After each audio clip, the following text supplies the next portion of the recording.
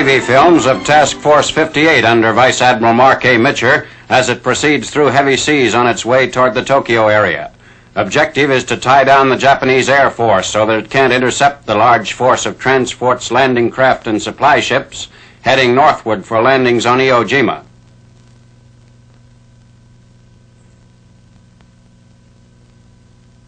Approaching the target. Weather conditions continue adverse. 16th February. Pilots leave the briefing room on their way to the planes. Takeoffs are imperiled by the heavy seas.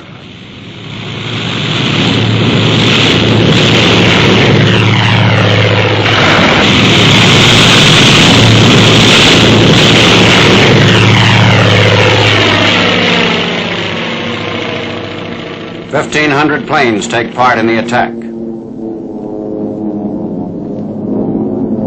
Heavy storm clouds blanket the Tokyo area. Mount Fujiyama. One of our planes strafes a ship in the harbor.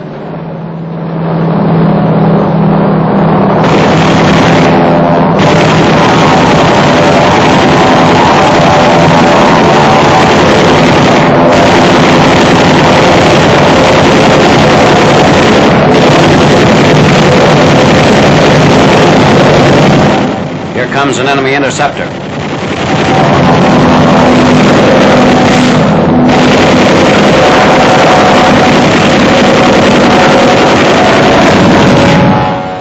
Japanese aircraft factories are struck heavily.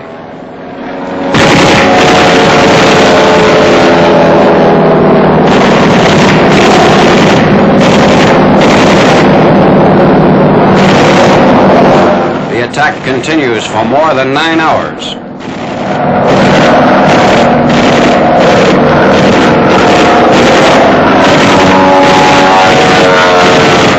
The next day, it's followed up with another attack lasting more than 8 hours.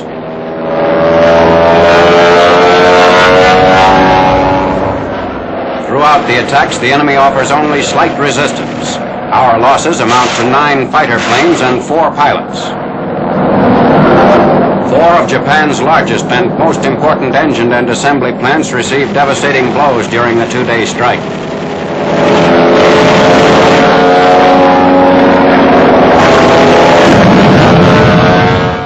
Strafing planes caught on the airfields. About 2,000 are found on the ground. Altogether, 659 enemy planes are destroyed in the air and on the ground.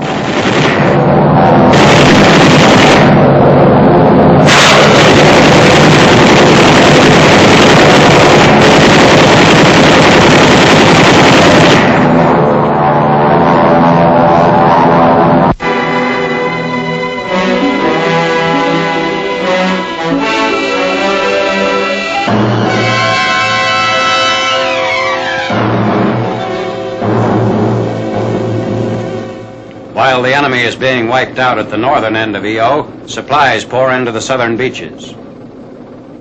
By 13th March, our casualties total more than 18,000, including almost 4,000 dead. Enemy dead total nearly 20,000.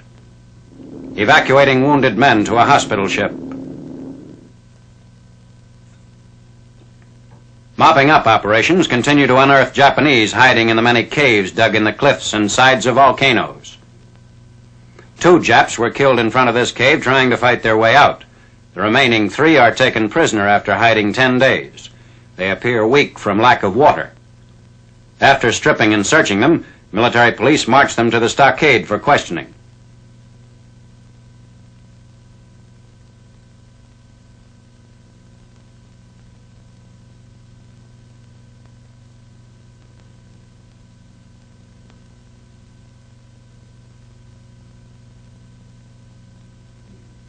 Many of the Japanese gun installations are in caves 30 to 40 feet deep.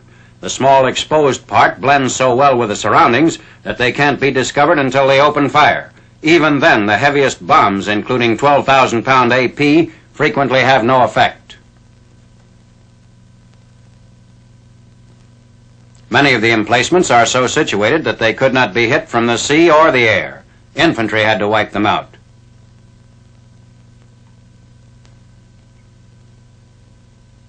A B-29 makes an emergency landing. Returning from a mission, the bomber would have had to land in the ocean if EO hadn't been taken.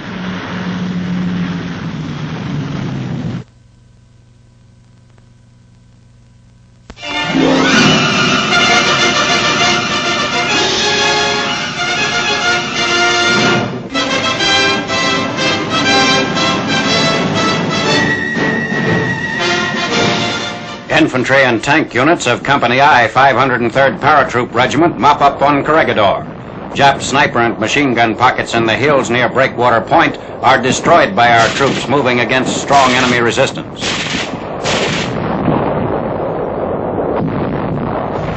Guns from American destroyers pour shells into the area to cover the paratroopers' advance. Machine gun fire reduces Jap positions. Troops of Company F, 503rd Paratroop Regiment, close in on a fortified artillery magazine. An 81mm mortar fires smoke shells on a Jap strong point to identify the target for bombing.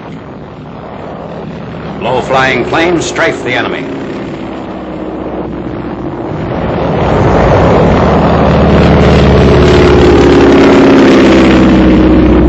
A blown-up powder magazine destroyed by the Japs to halt our advance. Companies A and B of the 1st Battalion on a patrol mission were trapped and wiped out in the explosion. A knocked-out U.S. tank and a dead American soldier.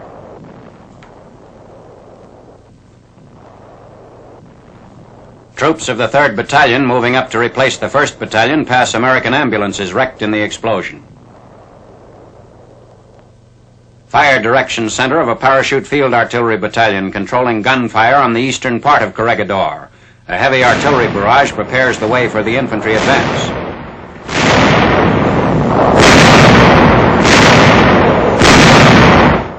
Patrols move along the beach at Rock Point, cleaning out enemy pockets in caves and cliffs.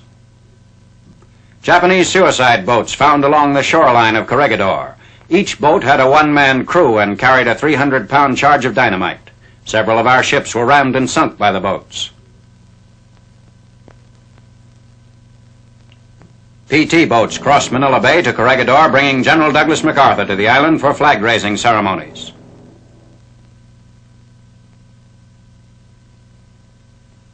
General MacArthur is met at the dock by Colonel George M. Jones, commanding officer of the 503rd Regiment.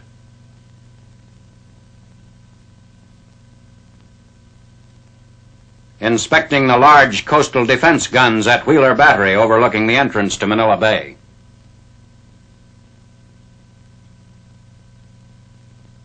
The general enters the west end of Malinta Tunnel.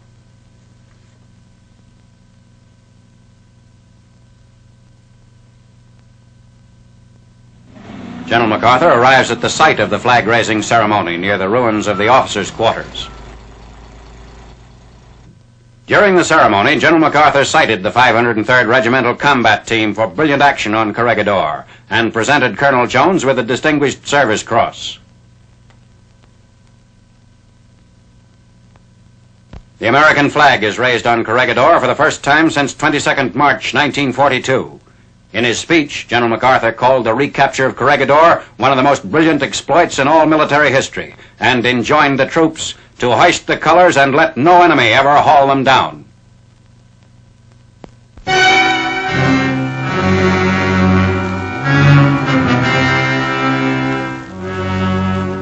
Chinese-owned and operated junks carrying supplies on the Yungning River, China. The junks are pulled upstream by teams of coolies. When the junks reach a point in the narrow river canyons where fast-flowing rapids make the job too strenuous for a single team, the boats are temporarily anchored, and the coolie teams combine efforts to pull a single boat at a time through the difficult stretch.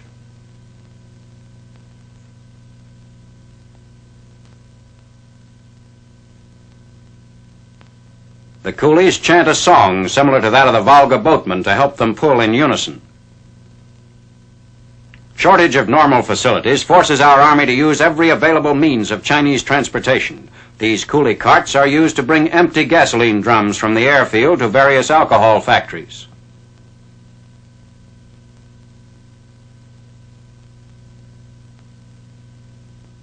Alcohol is the main fuel for American convoys and has to be transported from the factories about 150 miles to our supply base. Filled drums in the storehouse. The drums are reshipped by means of mule cart trains.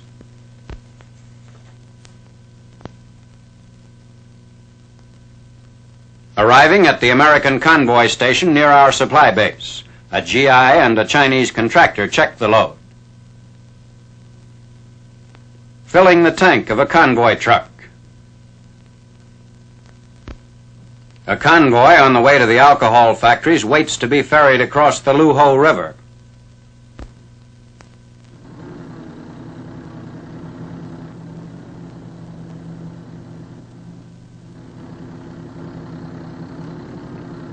Oars made of unshaped poles reveal the extremely primitive facilities in use.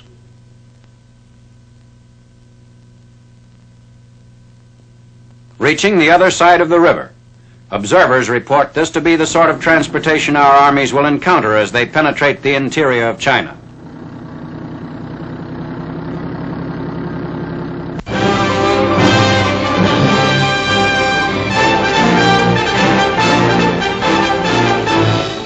Troops bivouacking in the hills bordering the Burma Road show originality in building temporary homes for themselves.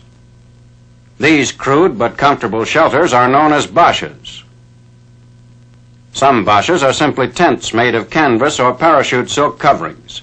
Others are more elaborately constructed, even to having indoor fireplaces with hollow bamboo smokestacks. The wooden frames of the shelters are made of timber chopped in the nearby woods. The bashas are usually covered with canvas mantas, which were originally used for wrapping pack mule cargo. A few are large enough to accommodate 4 men. A wash basin stand. Bamboo wood with which the area abounds is used for everything. The shower bath is also constructed of bamboo, which resists rotting from water or dampness. The bamboo makes excellent furniture. This bed, when covered with straw or other mattress material, will furnish comfortable sleeping accommodations. Tables and chairs are made from the resilient wood, which can be easily cut with machete or GI knife. Rope to tie the pieces together is obtained from parachutes. Since the troops are supplied mostly by air, plenty of chutes are available for building purposes. Shelters are constructed with any materials at hand. Roofs are even made of burlap feed bags and corrugated box sides. These bashas show that the soldiers have been able to make even the wild Burma jungle livable.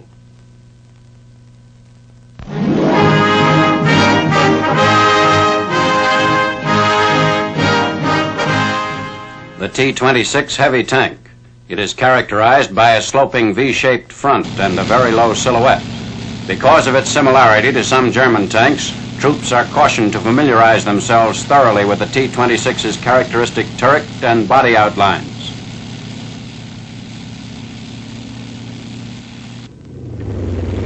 It crosses trenches as wide as 8 feet. Climbs any grade up to 60%. The new tank uses an individually sprung torsion bar suspension. A center-guided all-metal track 24 inches wide is used on the T26. Power is supplied by a V8 liquid-cooled type engine with a gross horsepower of 500 at 2600 RPM. The tank commander's cupola has a torsion spring which makes the door easy to open and close, so that the tank commander can look directly out when his door is closed. The cupola is equipped with 6 vision blocks as well as a revolving periscope.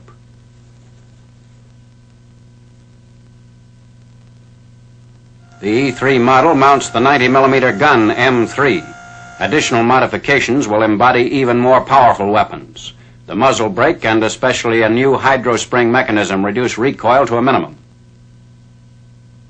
There's space for storing 60 rounds of ammunition. 10 ready rounds are on the turret walls.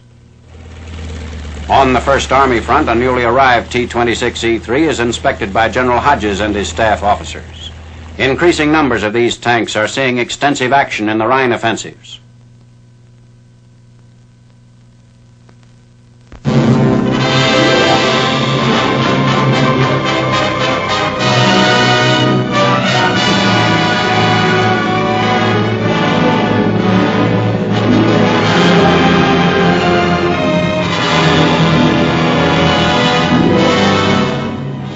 Trier in the lower Moselle Valley. Units of General Patton's Third Army battle their way through the Eifel Hills, straightening a line running 35 miles up to the fallen enemy base of Prüm. Early in March, the 11th Armored Division, in conjunction with the 4th Infantry Division, pushes forward preparatory to a jump-off from the Kiel River above the Moselle to the Rhine.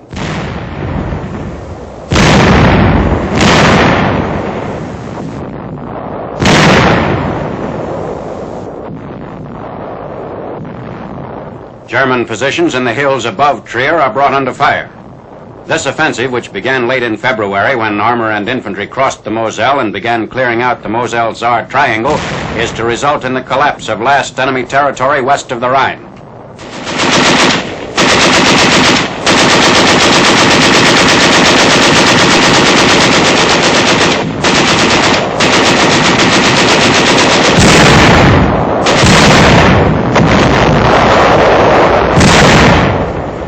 Nazi prisoners seek cover from the fires of German batteries.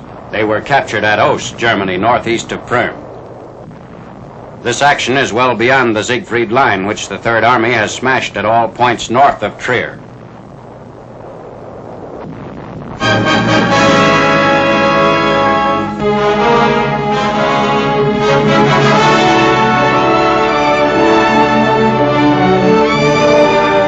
The drive to Cologne. On the approaches to Germany's fourth largest city, the enemy had prepared huge roadblocks to be rolled into position when First Army troops struck from the northern and southern outskirts. On 5th March, men of the 3rd Armored Division eliminate pockets of resistance in the suburban towns of Pulheim and Bokelmund.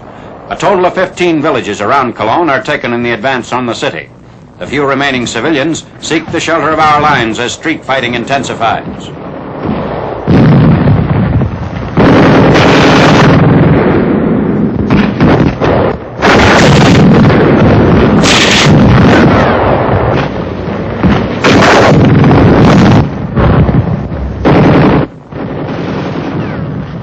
The troops under Major General Maurice Rose quickly batter down the spotty opposition to their penetration of the Cologne city limits.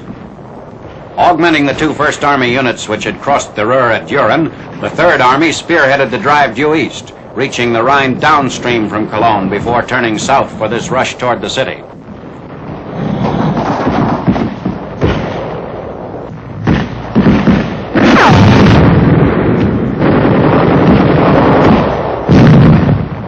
The streets of Cologne are not far ahead.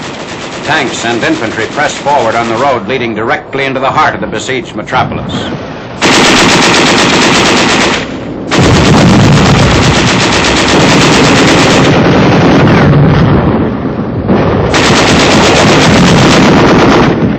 The cathedral's spires gradually loom closer as the advancing column continues its uninterrupted approach. There is some machine gun fire and occasional shells, but little concerted resistance.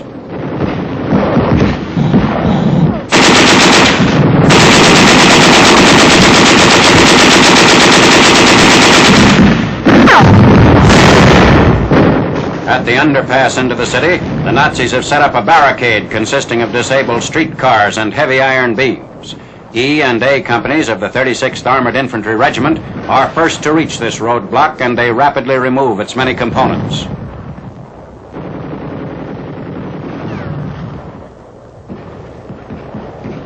A tank dozer is utilized to pull out the streetcars blocking the underpass.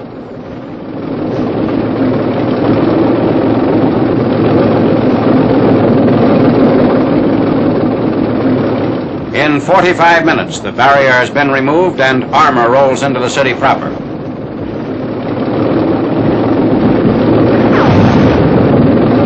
The Germans are holding out in various strong points and bomb-shattered buildings. Most of the opposition comes from regular troops. Our units report no house-to-house resistance by the Volkssturm.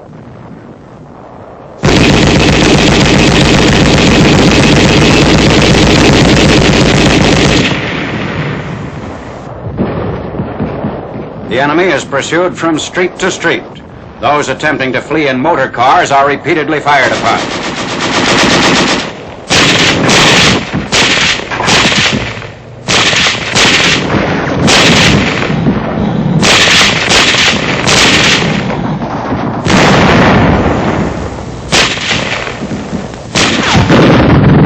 snipers are routed from their positions.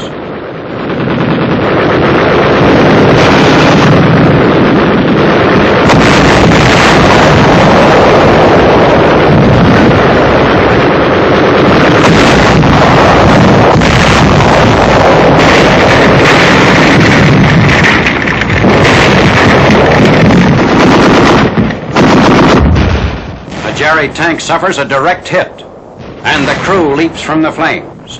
Concussion rocks the handheld camera with its telephoto lens.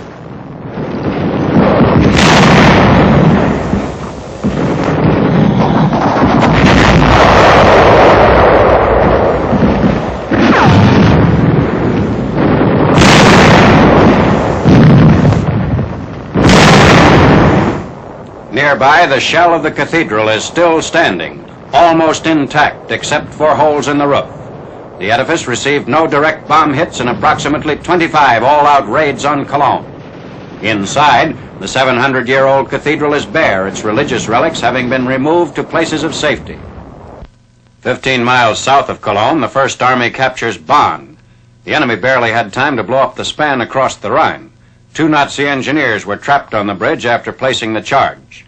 Even as the 1st Division takes Bonn, the 9th Division, which has been fighting at its side through 2 years of far-flung campaigning, smashes into Bad Godesberg. This city, 12 miles south of Bonn, is captured on the morning of 8th March. The normal population was 23,000.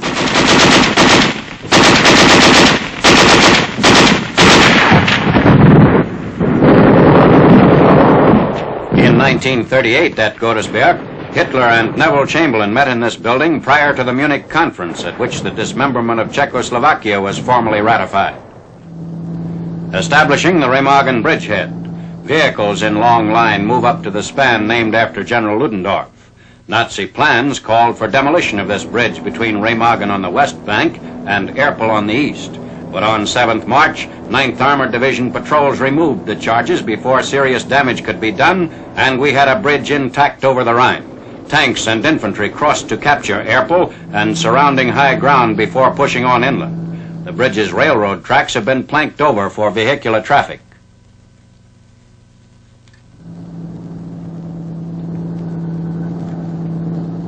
Our ACAC opposes persistent enemy attempts to dive bomb the Ludendorff Bridge.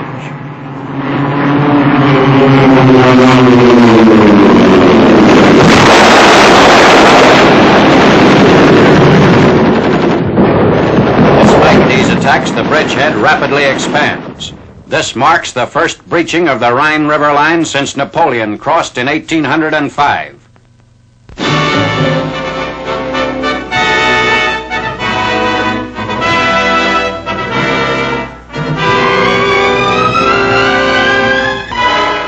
"50 miles north of the Remagen bridgehead, air and ground assaults mark the 9th Army's drive to the Rhine opposite Dusseldorf.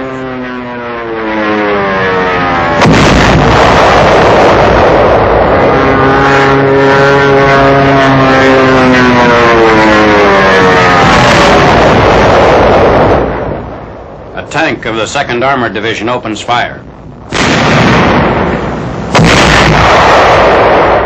Lieutenant General Simpson's troops drive closer to the remainder of Field Marshal Montgomery's 21st Army Group, the British 2nd Army and the Canadian 1st. Striking from the Neuss area, where 3 bridges have been blown, the 9th Army gains control of the 13 miles of the Rhine's west bank.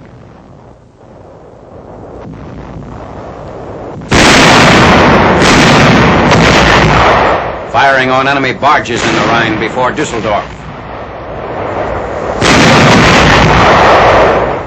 In the meantime, the 35th Infantry Division, after taking the town of Geltern, Germany, moves forward to make contact with British units advancing down from the north. Men of the 35th meet Tommies of a Welsh division.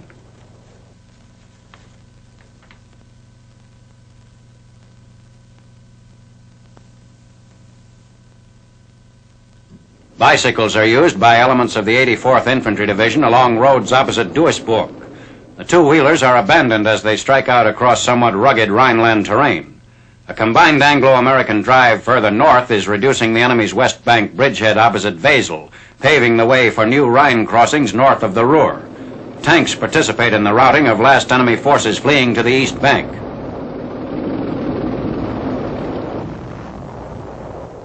The battle for the town of Gay-Nen, due west of Duisburg.